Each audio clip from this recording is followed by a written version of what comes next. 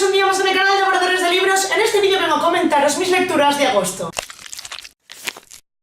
La primera novela que me leí fue El sopor de los anillos de Henry N. Baird y Douglas C. Kenney. Sí, habéis leído bien, El sopor de los anillos es una parodia de la trilogía de El Señor de los Anillos. La maravillosa saga de Tolkien cogida con un humor muy especial en menos de 200 páginas. Es una novela que tiene muchísimos años, de hecho me la dejaron porque me dijeron, vamos a ver, si eres fan del Señor de los Anillos no puedes perder la oportunidad de leerte El sopor. Y al final le di una oportunidad a esta historia de humor muy absurdo que a mi modo de ver creo que solo podrán disfrutar los verdaderos fans o los que hayan leído la historia de Tolkien. No creo que una persona que no se haya leído El Señor de los Anillos le llegue a gustar porque creo que no va a entender la mayoría de los chistes que se hacen. Obviamente la sinopsis de este libro es la del Señor de los Anillos, pero bueno, yo os voy a leer la que hay en la parte trasera porque ciertamente es muy divertida. Este anillo y ningún otro es la obra de los elfos. Venderían a su madre para tenerlo de nuevo. Soberano de mortales, de grelos y del jamón, si lo luces en el dedo queda de lo más fardón. Único anillo que tiene un poder omnipotente,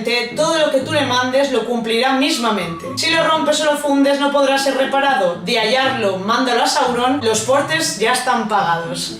Claro, partiendo del Señor de los Anillos tienes las expectativas muy altas respecto a cómo puede estar configurada esta parodia, pero lo cierto es que es una pasada. Me encantó cómo sacan cada chiste de nombres como Frodo, al que le llaman Fraudo, o la situación del Balrog que se presenta con un bate de béisbol. De hecho, una de las cosas importantes que me parecen a resaltar de la novela es la traducción, porque está traducida de una manera que hay algunos personajes que utilizan una jerga o una forma de entonar bastante característica de España, a lo mejor comiéndose consonantes o vocales en ciertos momentos. Tengo que decir que esto al principio me gustó muchísimo, pero al final me cansaba porque de verdad los personajes con este tipo de jerga o entonación a veces son indescifrables y cuando estaba al borde del chiste o el chiste está dentro de ese tipo de oraciones me perdía y como que me sacaba un poco de la historia. Pero ya digo, El sopor es una historia que si de verdad te gusta Señor de los Anillos vas a estar llorando a lágrima viva. O sea, cada página, cada insinuación, parodia y tipo de humor te va a hacer desbordarte de la risa. Y lo recomiendo muchísimo a todas aquellas personas que os queréis entretener y reír un rato y por supuesto os encanta El Señor de los Anillos y tengáis el humor como para deformar la historia hasta este punto. La siguiente novela que me leí fue Virtud y Verdad de Rolly Hatch. Si os suena es porque ya reseñé la primera parte, Amor y Virtud, en este canal. Es la segunda parte de esta trilogía y le tenía muchísimas ganas. El subtítulo de la novela esta vez es Toda la verdad aunque duela. Y duele muchísimo, esta historia duele muchísimo más que la primera. De hecho ya puedo decir que la segunda parte me gusta más que Amor y Virtud. En esta novela continúa la historia de los personajes de la anterior novela. En concreto se va centrando muchísimo en la familia Baker, en sus problemas y en la resolución de algunos de sus problemas, cosa que me gusta muchísimo porque tenía muchísimas ganas de que hincasen el diente en otros personajes de esta familia e incluso que se viesen retazos de personajes de la anterior novela que también forman parte de la familia y que me parecen importantes para el desarrollo de los mismos personajes protagonistas. Me parece que esta historia tiene muchísima más madurez que la primera parte, pese a que a mí la primera parte me parece ya muy buena, pero esta adquiere un carácter muchísimo más profundo respecto a los personajes. Hay una mayor evolución de ellos. Al ser un libro más grueso, indaga más en sus historias, en sus relaciones, ya no solo con la familia, o sea, con los protagonistas en sí, sino con otros personajes secundarios que derivan a temas sociales muy importantes y que Rolly critica, cosa que me gusta. Gracias, Rolly.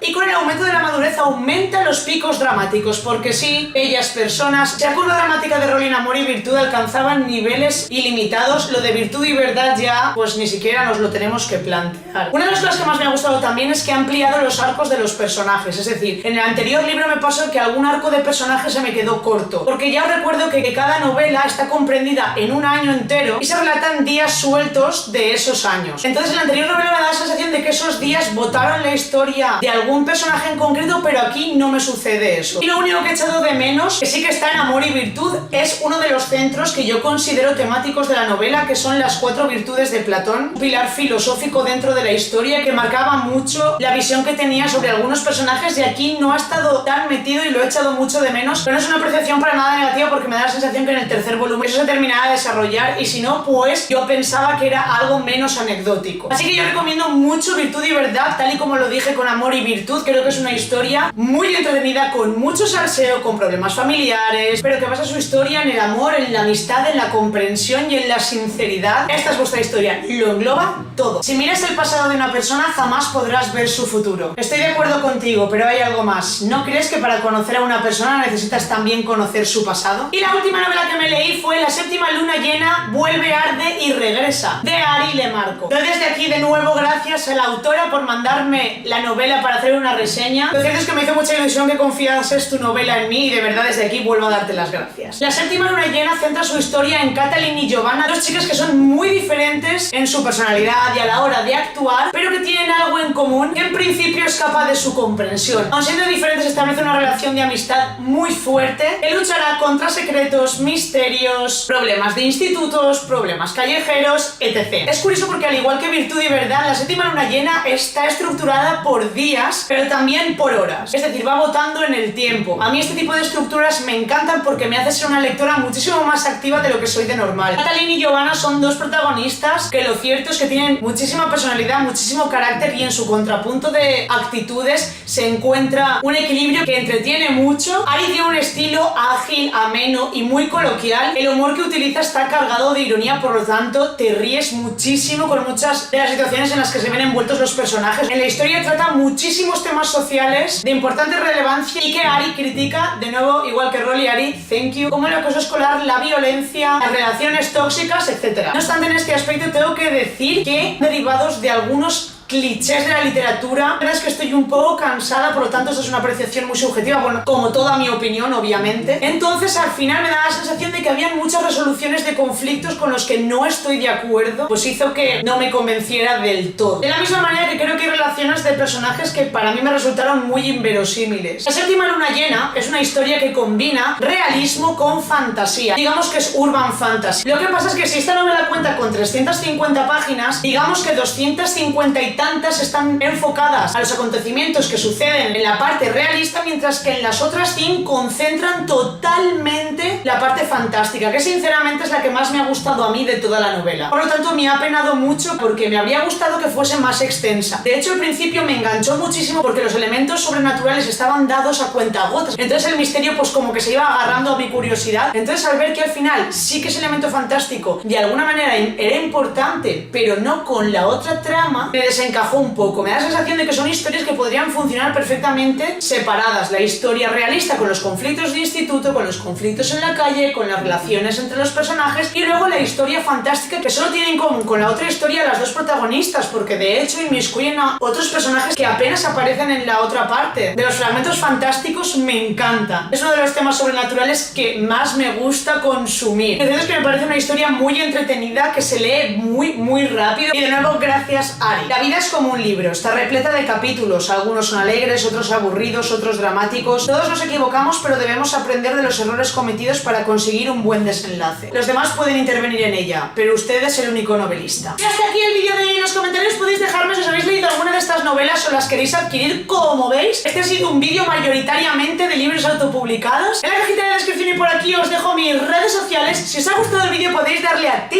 y nos vemos la semana que viene.